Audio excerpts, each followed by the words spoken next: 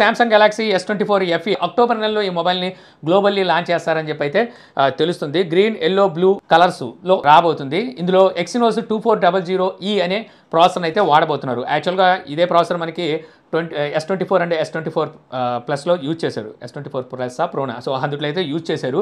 అయితే అందులో యూజ్ చేసిన ప్రాసెసర్తో కంపేర్ చేస్తే ఇది మనకి అండర్ క్లాక్ అయితే వస్తుంది. అంటే క్లాకింగ్ స్పీడ్ ఇంకా తగ్గించి అయితే ఇందులో తీసుకొస్తున్నారు. దానికే ఒక ఇది లేదు, మళ్ళీ దాన్నే అండర్ క్లాక్ చేసి మళ్ళీ ఇందులో వాడుతున్నారంట. కాకపోతే మనకి ఈ FE సిరీస్ వల్ల బెనిఫిట్ ఏంటంటే ఇవి మనకి సేల్స్ వస్తాయి కదా, ఆఫర్ సేల్స్, అలాంటప్పుడు తక్కువ ప్రైస్కి వస్తాయి. అక్కడ మనకి సామ్సంగ్ ఏ సిరీస్ కన్నా చాలా బెటర్ మొబైల్స్ అవుతాయి అనమాట ఈ మొబైల్స్.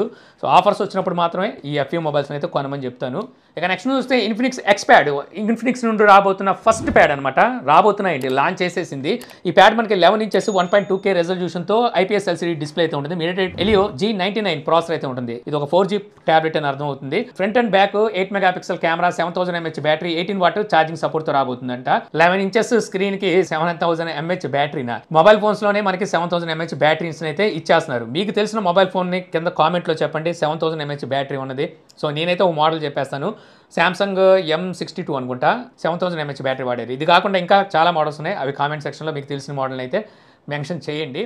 ఇక నెక్స్ట్ చూస్తే మనకి వివో Y300 Pro. ఈ మొబైల్ ఇప్పుడు మనకి 3C సర్టిఫికేషన్లో అయితే స్పాట్ అయింది. ఈ మొబైల్లోని బ్యాటరీ మనకి 6500 mAh బ్యాటరీ అయితే ఉండబోతుందంట. ఈ మధ్యకాలంలో ఇంత పెద్ద బ్యాటరీని మళ్ళీ ఇదే ఫస్ట్ టైం వింటాం. ఇక 80 వాట్ ఫాస్ట్ ఛార్జింగ్ సపోర్ట్తో అయితే ఈ మొబైల్ రాబోతున్నట్టుగా ప్రస్తుతానికి సంబంధించిన లీక్స్ అయితే మనకి 3C సర్టిఫికేషన్లో స్పాట్ అయినాయి. ఇక నెక్స్ట్ చూస్తే మనకి రియల్మీ 320 వాట్ ఫాస్ట్ ఛార్జర్ని అయితే ఈ రోజున మొత్తానికి అనౌన్స్ అయితే చేసింది. సో వీళ్ళు ఇక్కడ రివీల్ చేసిన దాని ప్రకారం 4 నిమిషాల 22 సెకండ్లో మనకి 0 to 100% అయితే ఛార్జ్ అయినట్టుగా వీళ్ళు చెప్తున్నారు. 1 మినిట్లో 26% అయితే ఛార్జ్ చేయగలిగినట్టుగా చెప్తున్నారు. సో ఇంత స్పీడ్గా ఛార్జ్ ఎక్కేస్తుందంటే మరి ఏం చేయాలి చెప్పండి, తర్వాత రాబోయే రోజులు ఎలా వెళ్ళిపోతుందో.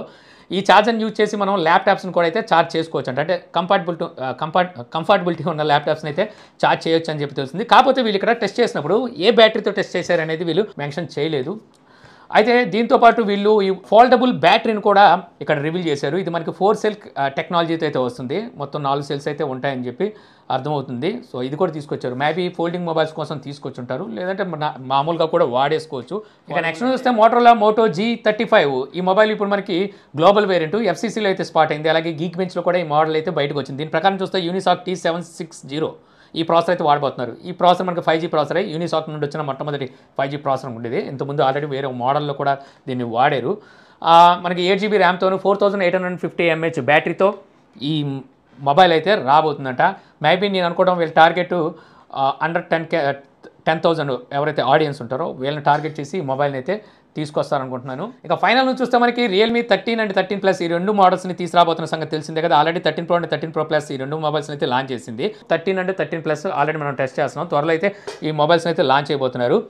అయితే రియల్మీ ఇప్పుడు రియల్మీ 15 సిరీస్ మొబైల్స్ మీద అయితే వర్క్ స్టార్ట్ చేసినట్టుగా అయితే తెలుస్తుంది. మరి 14 ఏమైంది అంటే 14 అనేది చైనీస్ వాళ్ళకి, అంటే వాళ్ళ లెక్క ప్రకారం చూస్తే అది వాళ్ళకి అశుభం అంట, అంటే దాన్ని అరిష్టం కింద చూస్తారంట అంకిని.